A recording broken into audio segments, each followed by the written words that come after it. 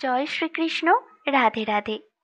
এই ভিডিওতে আমি আপনাদের ভগবানের দেখানো 15টি অত্যন্ত গুরুত্বপূর্ণ সংকেতের কথা বলবো। এই সংকেতগুলো আমরা আমাদের জীবনে কখনো না কখনো অবশ্যই পেয়ে থাকি, কিন্তু আমরা এই বিশেষ সংকেতগুলোর অর্থ জানি না বলে বুঝতে পারি না যে ভগবান আমাদের কি বোঝাতে চাইছেন।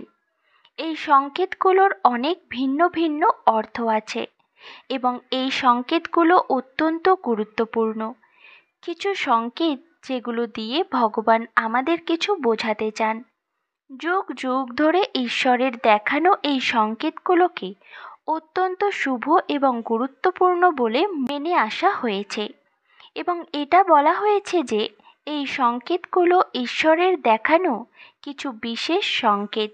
এই বিশেষ সংকেতগুলো সাধারণত কোনো কিছু ভালো হওয়ার আগে বা খারাপ সময় দূর হওয়ার আগে বা কোনো বিশেষ কিছু বোঝানোর জন্য ঈশ্বর আমাদেরকে দিয়ে থাকেন।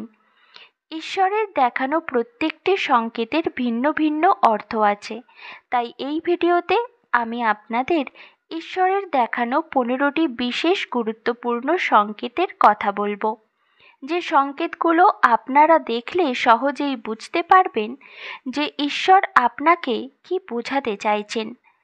তাহলে চলুন দেরি না করে জেনে নেওয়া যাক যে ঈশ্বরের দেখানো এই বিশেষ সংকেতগুলি কি কি। প্রথম সংকেতটি হলো স্বপ্নের সত্যি হওয়া, অর্থাৎ আপনি কোনো স্বপ্ন দেখলেন এবং বেশিরভাগ সময়ই সেই স্বপ্ন সত্যি হচ্ছে। যেমন ধরুন, আপনি রাতে কোনো স্বপ্ন দেখলেন এবং দিনে সেই স্বপ্নটি সত্যি হয়ে গেল এবং পরে মনে পড়ল যে এই স্বপ্নটি তো আমি রাতে দেখেছিলাম। যদি আপনার সাথে এরকম হয় তাহলে বুঝবেন যে আপনার উপর ঈশ্বরের বিশেষ কৃপাদৃষ্টি আছে এবং আপনার জীবনে কোনো কিছু নিয়ে চিন্তা করার কোনো কারণ নেই।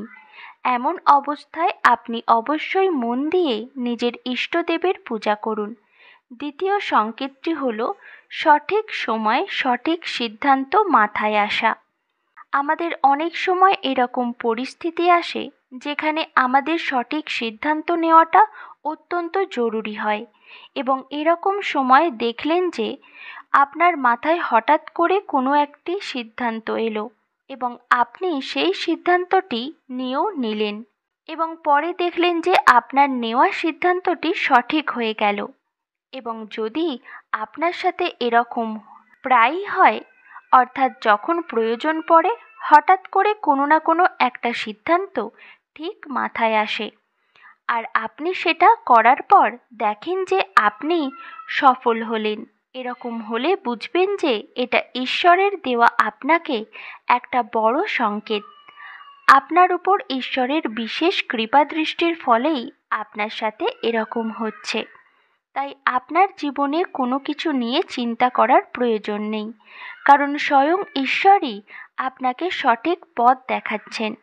আপনি শুধু ভগবানের চরণে নিজেকে সমর্পণ করে সৎ কাজ নিশ্চিন্তে করে যান।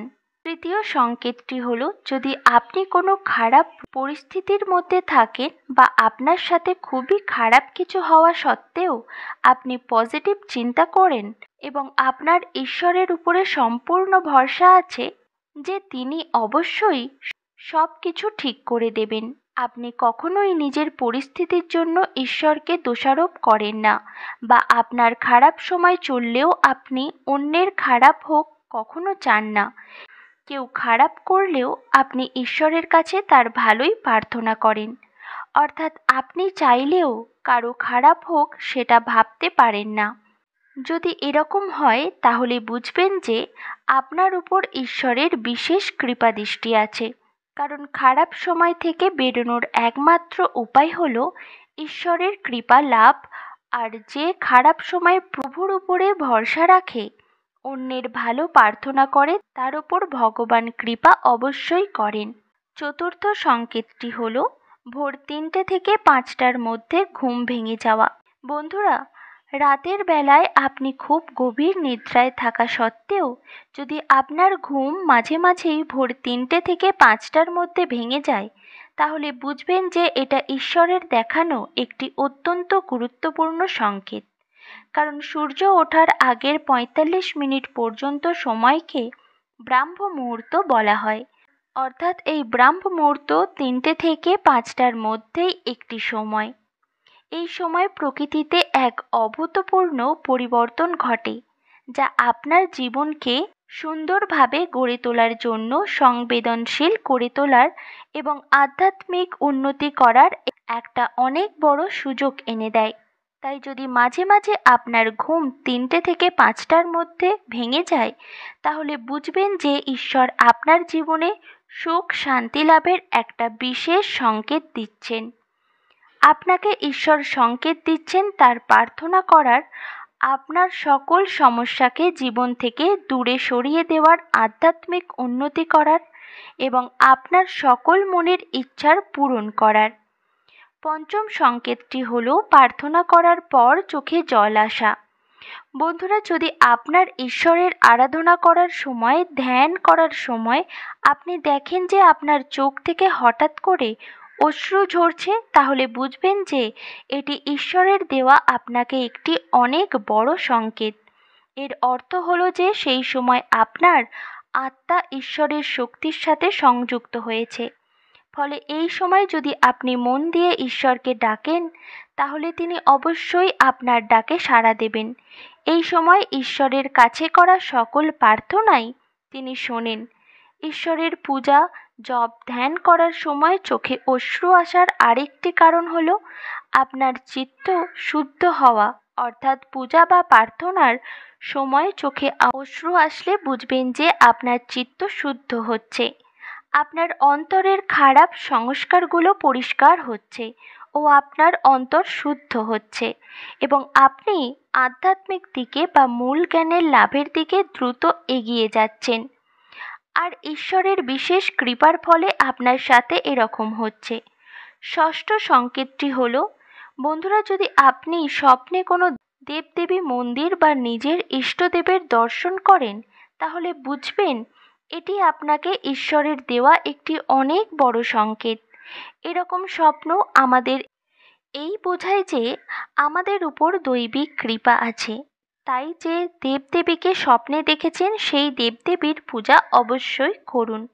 সপ্তম সংকেতটি হলো জ্বালিয়ে রাখা প্রদীপের শিখা বেড়ে যাওয়া। বন্ধুরা, অগ্নি হলো পঞ্চভূতের মধ্যে একটি। যেহেতু সবার মধ্যে প্রভু শিবের বাস, তাই অগ্নির মধ্যেও তিনি বিরাজমান। তাই যদি দেখেন যে আপনি পূজা করছেন এবং আপনার সামনেই রাখা প্রদীপ শিখা হঠাৎ করে বেড়ে গেছে, তাহলে বুঝবেন যে এটা ঈশ্বরের দেওয়া একটি বড় সংকেত। এর অর্থ হলো যে আপনার পূজা ভক্তিতে ভগবান প্রসন্ন হয়েছেন।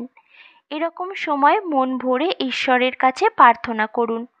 অষ্টম সংকেতটি হলো, বাড়িতে আসা গরু, যদি কোনো গরু হঠাৎ করে আপনার বাড়িতে আসে, বাড়ির উঠোনে এসে বসে বা বাড়িতে এসে জোরে জোরে ডাকা শুরু করে, তাহলে বুঝবেন যে আপনার ঘরে সুখ সমৃদ্ধি আসতে চলেছে। ঈশ্বরের কৃপায় আপনার সকল আর্থিক সমস্যা মিটতে চলেছে ও আপনার সকল সমস্যা দূর হতে চলেছে। নবম সংকেতটি হলো ঈশ্বরের প্রসাদ খাওয়া। বন্ধুরা, অনেক সময় দেখবেন যে আপনার ভগবানের প্রসাদ খেতে খুব ইচ্ছে করছে এবং আপনি কারোর কাছে সেই কথা বলেনও নি, কিন্তু হঠাৎ করে কেউ এসে আপনাকে ভগবানের প্রসাদ দিয়ে গেল। এরকম হলে বুঝবেন যে ভগবানের বিশেষ কৃপাদৃষ্টি আপনার উপরে আছে এবং আপনার মনের ইচ্ছা ভগবান শুনছেন। দশম সংকেতটি হলো পূজার ফুল মাটিতে পড়ে যাওয়া। যদি আপনি পূজা শুরু করার আগে ভগবানের প্রতি ফুল দিয়ে থাকেন এবং ধ্যান বা পূজা করার সময় যদি সেই ফুল আপনার দিকে হঠাৎ করে প্রতিমা থেকে এসে পড়ে, তাহলে এটা অত্যন্ত শুভ মানা হয়। এটি সংকেত হলো যে আপনার পূজা অর্চনা ঈশ্বর স্বীকার করেছেন এবং প্রভু আপনার মনস্কামনা অবশ্যই শীঘ্র পূরণ করবেন। 11তম সংকেতটি হলো নিজেকে স্বপ্নে ধার্মিক কাজ করতে দেখা। বন্ধুরা, যদি আপনি স্বপ্নে নিজেকে কোনো ধার্মিক কাজ করতে দেখেন, অর্থাৎ আপনি স্বপ্নতে দেখলেন যে আপনি পূজা পাঠ অনুষ্ঠানে উপস্থিত হচ্ছেন বা ভগবানের পূজা করছেন, তাহলে এটি খুবই ভালো একটি সংকেত। আপনার জন্য এর অর্থ হলো খুব তাড়াতাড়ি আপনার জীবনে ভালো কিছু ঘটতে চলেছে, অর্থাৎ আপনি জীবনে উন্নতি লাভ করতে চলেছেন। 12তম সংকেতটি হলো, যদি আপনি স্বপ্নে দেখেন যে আপনি আপনার আরাধ্য দেবদেবীর সামনে দাঁড়িয়ে কথা বলছেন, তাহলে এটি আপনার জন্য খুবই ভালো একটি সংকেত। এর অর্থ হলো যে আপনার জীবনে খুব তাড়াতাড়ি ভালো কোনো কিছু হতে চলেছে। আপনি যদি কোনো সমস্যার মধ্যে অনেক দিন ধরে থেকে থাকেন, তাহলে আপনার সেই সমস্যা খুব তাড়াতাড়ি কেটে যেতে চলেছে। এক কথায় আপনার ভালো সময় আসতে চলেছে। বন্ধুরা, ভগবানের দেখানো 13তম সংকেতটি হলো, যদি আপনি খুব খারাপ সময়ের মধ্যে দিয়ে যান এবং চিন্তিত থাকেন, কি করবেন বুঝে উঠতে পারছেন না, এবং ঠিক এরকম সময়ই আপনার সামনে বারবার কোনো ভিক্ষুক আসছে, বা আপনার বাড়িতে হঠাৎ করে কোনো ভিক্ষু এলে তাদেরকে খালি হাতে একদমই ফেরাবেন না। শাস্ত্রে বলা হয়েছে যে ভিক্ষুককে স্বয়ং ভগবানের রূপ ভেবে সেবা করা উচিত। এতে ভিক্ষুকের আশীর্বাদে দাতা সকল অমঙ্গল নাশ হয়, এবং তার জন্য কখনোই ভিক্ষুককে খালি হাতে ফেরাবেন না। বন্ধুরা, ভগবানের দেখানো 14তম সংকেতটি হলো, যদি আপনি দেখেন যে হঠাৎ করে আপনার বাড়িতে কোনো হনুমান এসেছে, তাহলে বুঝবেন এটা আপনার জন্য খুব ভালো একটি সংকেত। বাড়িতে হনুমান এলে অবশ্যই কিছু খেতে দেবেন। দেখবেন বাড়িতে হনুমান এলে সবাই কিছু না কিছু খাবার অবশ্যই দেয়। এতে গ্রহের সকল অমঙ্গল নাশ হয়। ভগবানের দেখানো 15তম সংকেতটি হলো, যদি আপনি স্বপ্নে বারবার সাপ দেখেন বা সাপকে দুধ খেতে দেখেন, তাহলে অবশ্যই মনসা মন্দিরে গিয়ে দুধ কলা দিয়ে আসুন। এতে মায়ের কৃপায় আপনার সকল অমঙ্গল নাশ হবে। বন্ধুরা, ঈশ্বরের দেখানো সংকেতগুলোর মধ্যে আপনারা জীবনে কোন কোন সংকেতগুলো পেয়েছেন, সেগুলো অবশ্যই কমেন্ট সেকশনে জানান। ভিডিওটি দেখে যদি ভালো লাগে, তাহলে লাইক, কমেন্ট, সাবস্ক্রাইব করতে ভুলবেন না। অনুরোধ রইল। আজকের ভিডিও এই পর্যন্তই। সকলে ভালো থাকুন, সুস্থ থাকুন। জয় শ্রীকৃষ্ণ। রাধে রাধে।